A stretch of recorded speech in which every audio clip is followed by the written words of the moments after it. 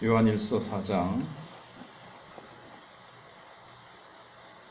16절에서 19절까지입니다. 하나님이 우리를 사랑하시는 사랑을 우리가 알고 믿었노니 하나님은 사랑이시라. 사랑 안에 거하는 자는 하나님 안에 거하고 하나님도 그의 안에 거하시느니라. 이로써 사랑이 우리에게 온전히 이루어진 것은 우리로 심판날에 담대함을 가지게 하려 함이니 주께서 그러하신 것 같이 우리도 이 세상에서 그러하니라. 사랑 안에 두려움이 없고 온전한 사랑이 두려움을 내쫓나니 두려움에는 형벌이 있음이라. 두려워하는 자는 사랑 안에서 온전히 이루지 못하였느니라. 우리가 사랑함은 그가 먼저 우리를 사랑하셨습니다. 아멘. 어제는 16절을 중심으로 말씀을 드렸는데 오늘은 17절을 중심으로 말씀을 드리겠습니다.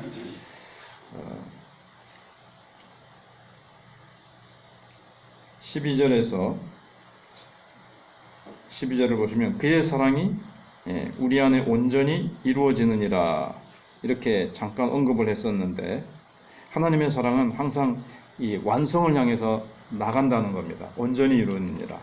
우리가 이제 처음 예수 믿고 하나님의 사랑을 따라서 사랑한다 그러지만 이제 설익은 과일처럼 풋사과처럼 우리는 아직 부족하지만 이 사랑은 계속해서 우리 속에서 자라고 성숙해가면서 완전을 향해서 나간다는 겁니다. 하나님이 우리를 이제 그렇게 이끌어 가시는 거죠.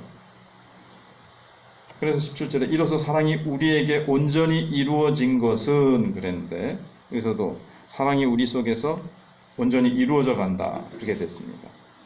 바울은 빌립보서 1장 6절에서 너희 속에 착한 일을 시작하신 이가 그리스도 예수의 날까지 이루실 것이다. 그 착한 일이라는 것을 이제 이루신다. 우리 속에서 착한 일을 시작하신 것은 예수님을 닮아서 하나님의 자녀답게 점점 성숙되어서 마침내 예수님과 같은 모습으로 예수의 날까지, 그날에 우리가 이제 완성될 것인데, 우리가 사는 동안에 그 일을 시작하셨는데 예수 믿는 순간 계속해서 예수의 날까지 이루어 가실 것이다. 하나님이 시작하신 이가 하나님이 이루어 가시는 거고요. 사도 요한은 뭘 얘기했는가 하면 우리끼리 이제 서로 사랑할 때 하나님의 사랑이 우리 속에서 이제 보여진다.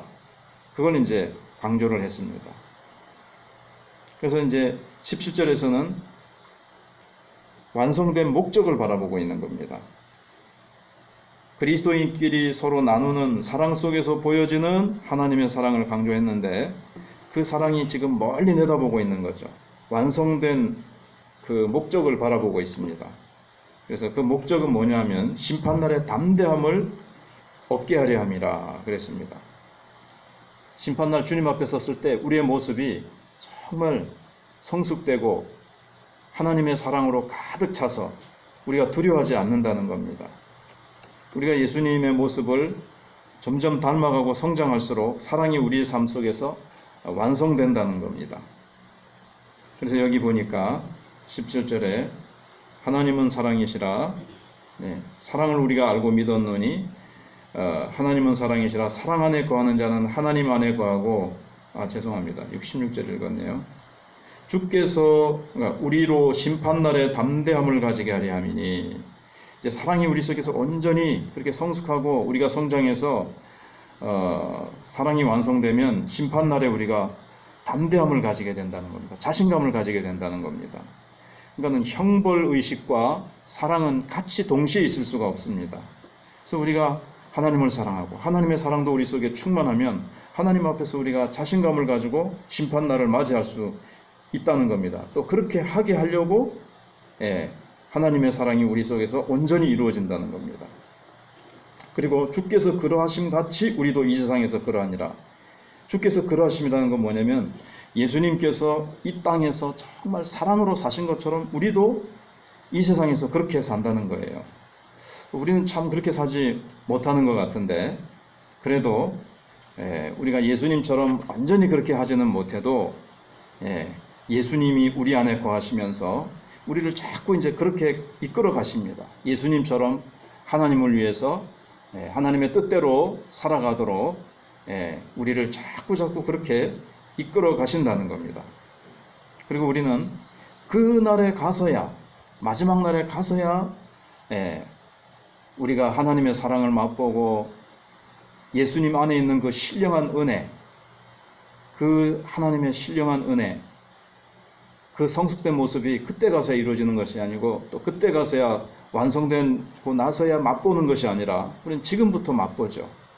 그 하늘의 유산, 그 유산이라는 것은 참 깊은 의미가 있겠습니다마는 하늘나라의 유산을 내가 얼마나 누리고 지금 맛보고 살아가느냐는 바로 사랑으로 나타납니다. 사랑으로. 그 사람이 얼마나 사랑의 사람이냐. 그러니까 우리의 성숙도는 사랑으로 알 수 있다는 거죠. 우리가 요즘 고린도전서 13장도 이제 마쳤습니다마는 고린도전서 13장에서 어린아이를 버리고 우리가 사랑, 믿음, 소망, 사랑 중에서 사랑이 제일이고 사랑으로 우리가 은사를 사용해야 되고 쭉 나오는데 사도 요한도 강조한 것이 바로 이 사랑. 우리가 하나님의 사랑으로 충만해질 때, 그래서 우리가 하늘나라의 유산을 그날에 완전히 우리는 누리게 될 겁니다. 예수님의 재림하신 날 완전히 누리지만 지금 그 유산을 일부를 우리가 지금부터도 맛보고 누리게 되죠. 그리고 그것이 점점 자라고 성장하게 되어집니다. 예수 그리스도는 이미 고린도전서 1장 30절인 대로 우리의 지혜와 의로움과 거룩함과 구속함이 되신다 그랬습니다. 예수님은 나의 지혜와 의로움과 거룩함과 구속함이 되시고요. 골로새서 3장 4절에서는 예수는 우리의 생명이십니다. 그리고 로마서 8장 16절 17절에서는 우리가 잘 아는 대로 성령이 친히 우리 영으로 더불어 우리가 하나님의 자녀인 것을 증거하시나니 자녀이면 또한 후사, 곧 하나님의 후사요 그리스도와 함께한 후사라고 말씀하고 있습니다.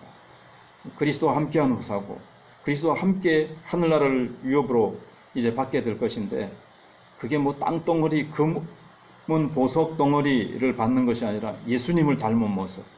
그게 바로 이제 우리의 사랑이 점점 자라고 성숙해서 예수님처럼 살아가는 것.